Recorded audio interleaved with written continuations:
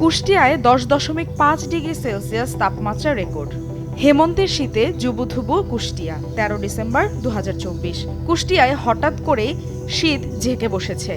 অগ্রহায়ণ শেষের দিকে এমন শীতে কাহিল মানুষ, প্রাণী, পশু পাখি। দিনের আলোয় গত দুদিন সূর্যের দেখা মেলেনি। সন্ধ্যা হলেই নেমে আসে রাস্তায় নীরবতা।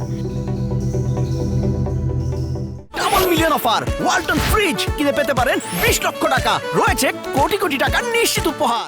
একটু রাত হলে কুয়াশায় পুরো এলাকা অন্ধকারে ঢেকে যায়। হাত মেললেও দেখা যায় না।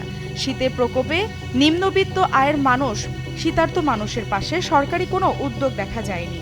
শীতজনিত নানা রোগে হাসপাতালে শিশু, বৃদ্ধ সহ বিভিন্ন বয়সী মানুষের সংখ্যা বাড়ছে।